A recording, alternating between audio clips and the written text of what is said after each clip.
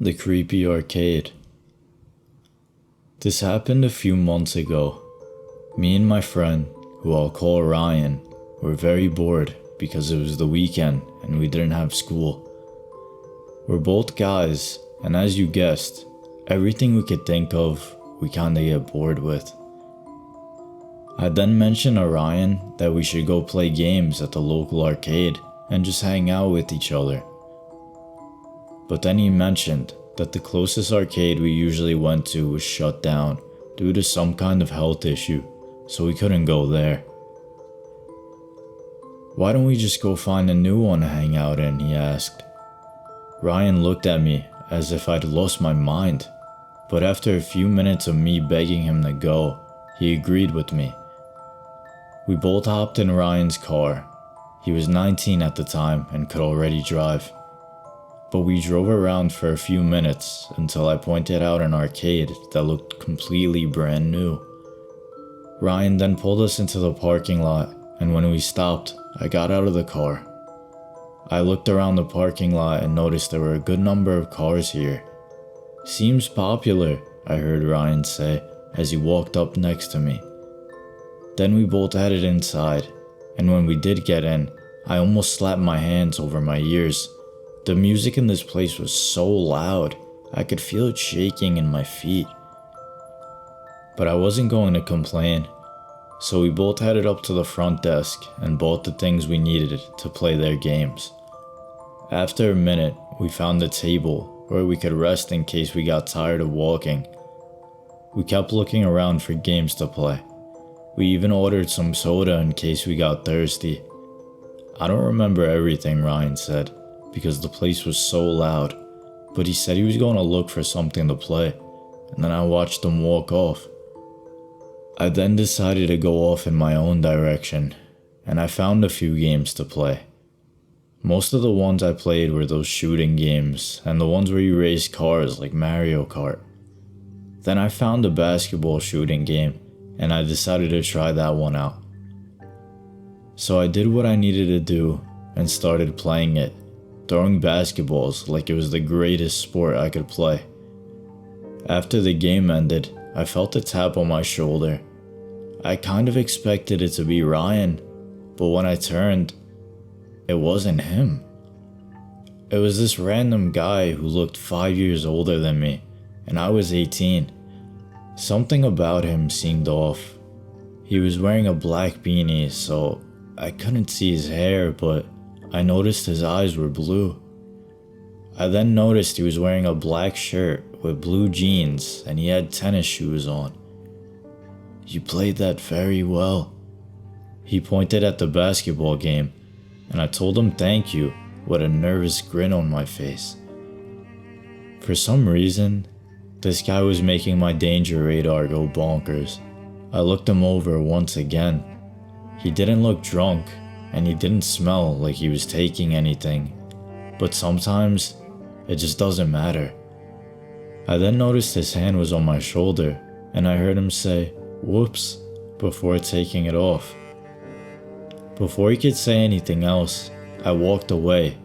I looked over my shoulder, and I noticed that the guy was just standing there, looking at me. I headed back to the table me and Ryan picked out, but I noticed Ryan was still gone. As I was taking sips of my drink, I kept looking around, half expecting to see that guy to jump out from behind somewhere. An hour later, I noticed Ryan walking over to the table. I almost noticed his behavior looked different too.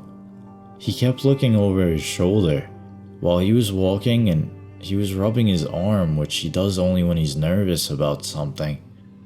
When he sat down on the other side of the table, I noticed he looked as pale as a ghost, and his eyes looked full of fear.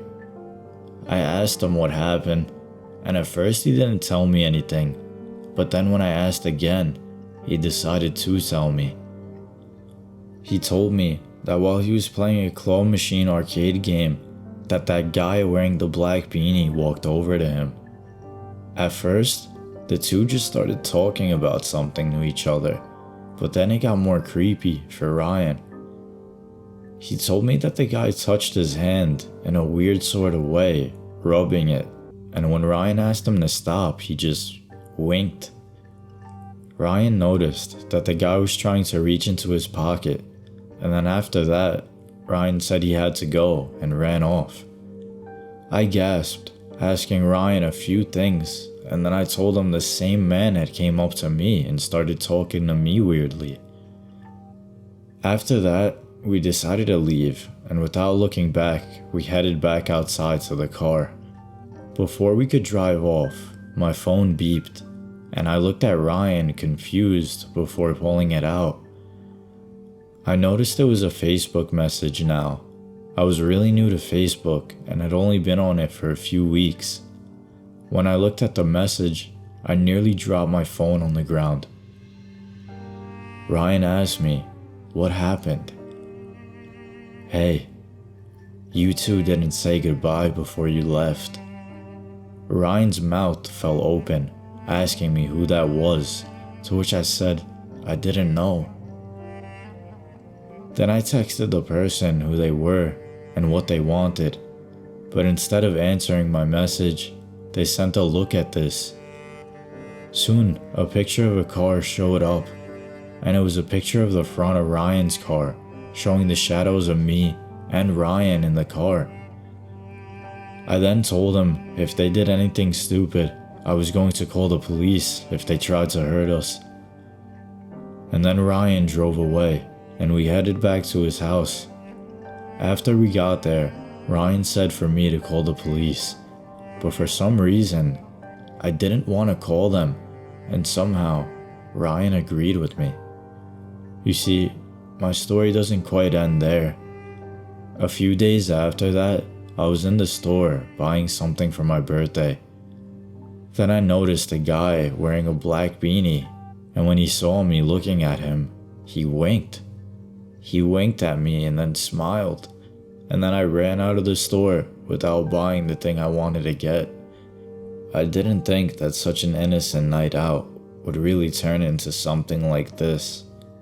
As a matter of fact, once I got home from that second encounter at the store, I almost rethought of all this over and over again in my head. It was silly of me, and it was certainly silly of Ryan to not call the police after all of this. We wanted to make sure that nobody knew about it, but we should have made sure that we were safe. From what it seems, this man got my information at the arcade somehow, figuring out how to go on Facebook and ask me weird things, trying to keep in contact and communicate with me. From right there, I should have took it way more seriously. I figured I didn't want anybody to know because it was almost too weird. I didn't want anyone to think that somebody had followed us home and somebody was stalking us. It almost made me feel like I was a victim, begging for the attention. I didn't want people at school or my parents to come up to me and ask me about the situation because it almost felt embarrassing. I guess the guiltiness of the situation and going to a place we shouldn't have been at kind of hit me. It was just a new arcade after all, but I've never been in this situation of someone trying to stalk us. I didn't want to involve those who didn't need involving. It was me and Ryan's story to tell. I've kept up with Ryan to this day, and while he'll never be the same since that experience, and will always remember what happened that night, he's thankfully been okay. But to that man with the black beanie that kept following us and trying to figure out where we lived and what we do, I hope you know we're traumatized from that night. We'll never be the same, and we'll always remember that creepy grin that you had. But that doesn't mean that I ever want to see you again. Whatever he was trying to do to us that night, we'll never really know. It's more so me and Ryan's memory that we have to deal with. That man seemed to have some of the illest intentions that we couldn't even think of. Who knows what he would have done if he caught one of us? And who knows why he even went after the both of us? But once he saw that we were in the car together, I'm sure that man's mind was going crazy.